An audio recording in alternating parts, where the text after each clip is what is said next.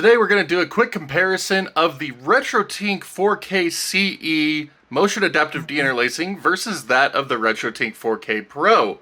The RetroTink 4K CE is a bit more cut back when it comes to options for this, and I know a lot of you have been wondering how these two devices will compare in this regard.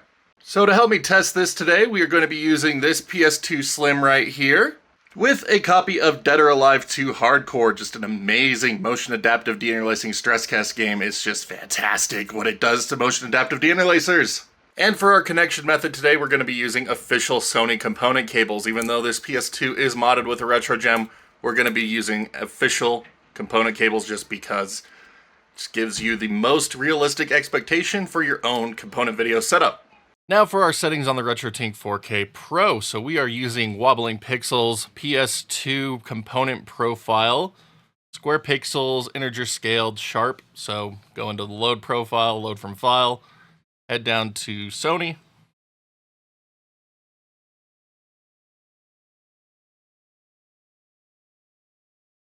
PS2. And then just the razor sharp profiles right here. And we are using this one right here.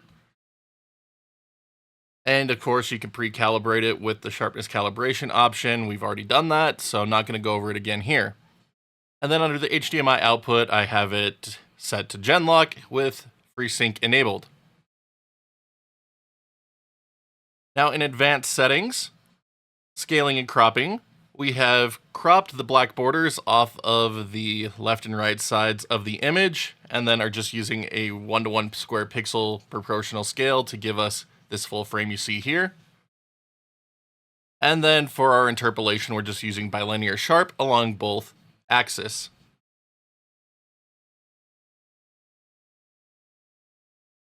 Now for our deinterlacing tests, I am going to be using the motion adaptive algorithm, and we're going to be cycling through the various sensitivities that are available by default using the edge adaptive and linear interpolator. Now on the RetroTink 4K CE side of things, we're doing pretty much the same thing. We are using the same wobbling pixels profile here. So if we head in, load from file, head down to Sony PS2.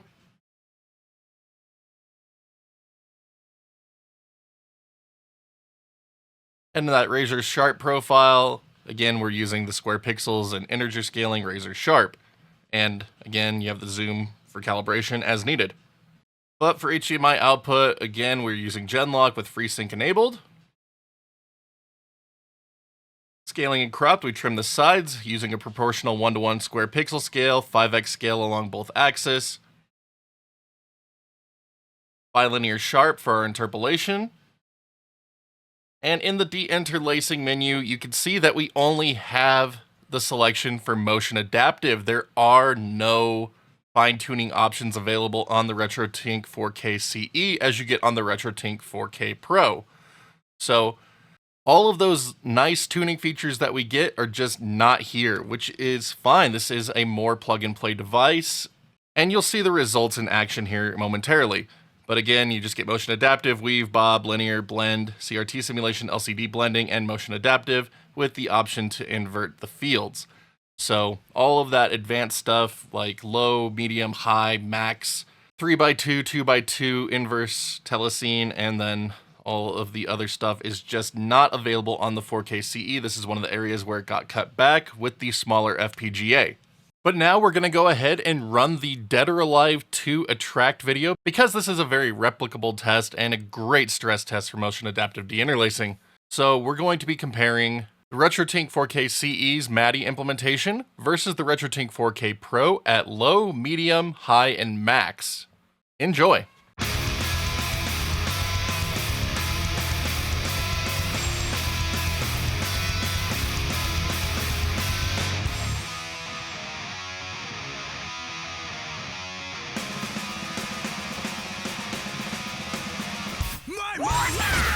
Leave now. This is not a simple combat championship. I don't think you commoners can handle it. Keep your mouth shut!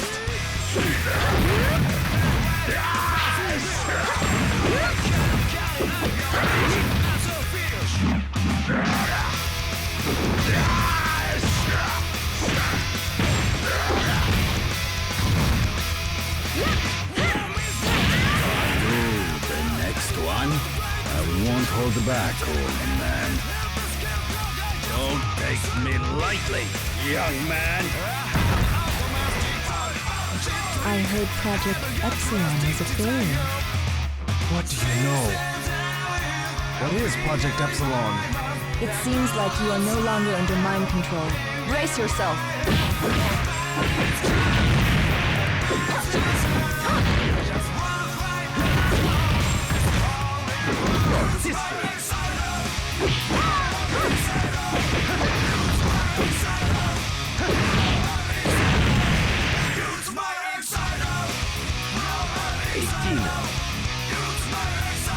From today, you'll be my kid.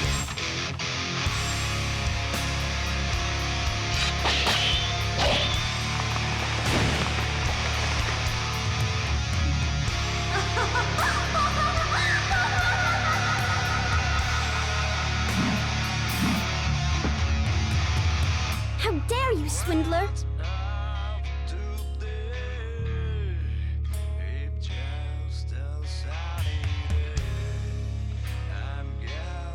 Wow, you came all the way here? You. Well, who knows? You killed my mother.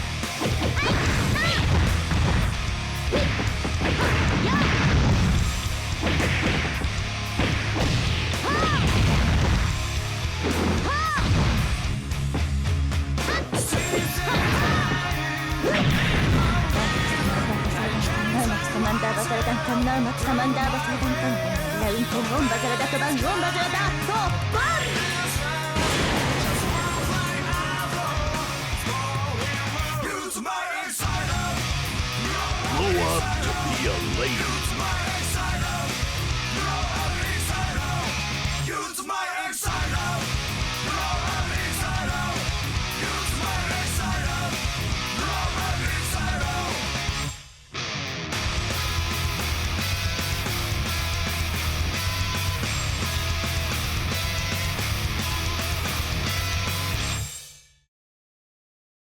So out of the box, you can see that the RetroTink 4K CE is a pretty much one-to-one match with the linear low MADI from the RetroTink 4K Pro, which is a great place to want to be.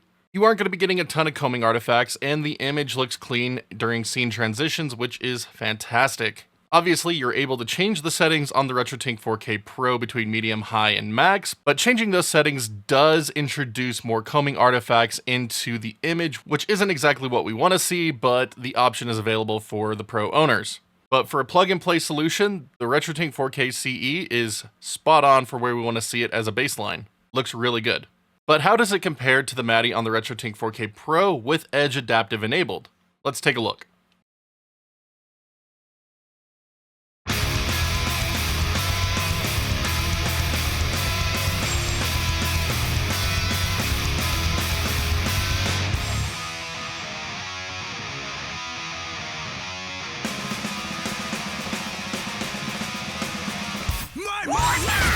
Leave now. This is not a simple combat championship. I don't think you commoners can handle it. Your mouth shut!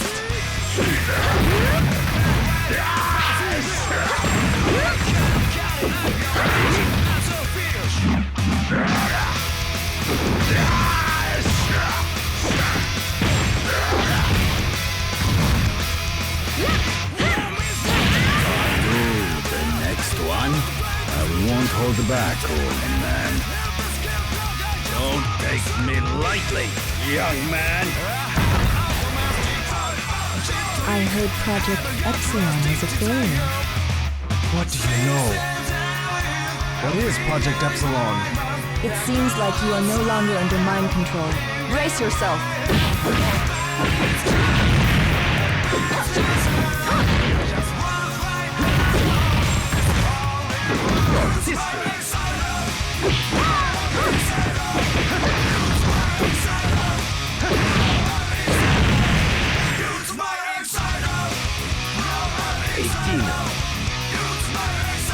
From today, you'll be my kid.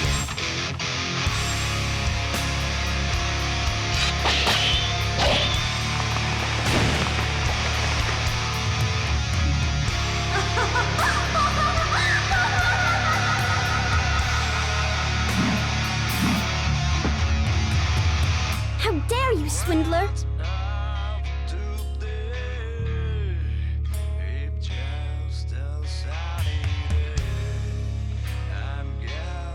Wow, you came all the way here? You. Well, who knows? You killed my mother.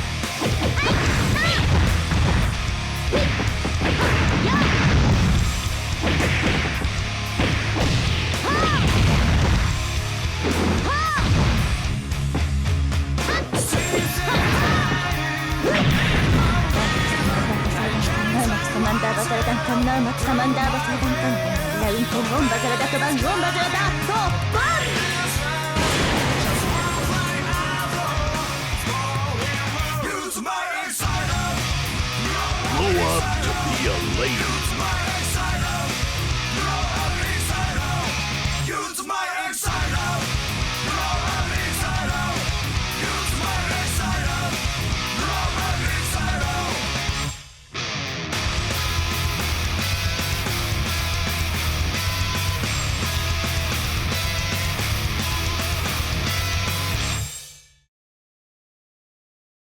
So for this test, we just did MADI low edge adaptive for the RetroTink 4K Pro because we already saw that the low settings are pretty much one for one, so there's no need to compare the other ones for this particular test.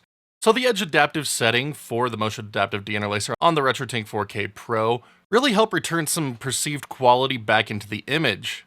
As you can see from these screenshots, there's a lot less blockiness in certain highlights of each character or the environment. So again, this is just a feature that is not available on the RetroTink 4K CE, as the smaller FPGA does not allow for it to be able to process this. Compared to other RetroTink 4K Pro features that have been cut from the RetroTink CE, this is probably the one that I personally use the most. So while I'm sad to see it not included, the base MADI on the RetroTink 4K CE matches the low setting of the RetroTink 4K Pro, which is again just a perfect baseline for this type of device and for a Motion Adaptive Deinterlacer. But that is where we're going to call it for today's quick Deinterlacer comparison between the RetroTink 4K CE and the RetroTink 4K Pro. Here at the end of the video, just the usual favors to ask. If you haven't already, please be sure to hit that thumbs up, thumbs down button, depending on how much you like this little comparison video, and be sure to hit that sub button and notification bell so you can see when new videos go live on the channel. Loads always coming your way, and I'd love to have each and every one of you along for the ride.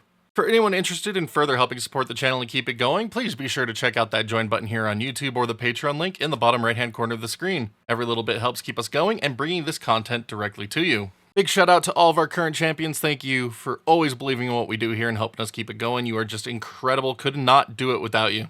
But until next time, my wonderful internet peeps, you all stay awesome, keep on gaming, and we'll see you back next video.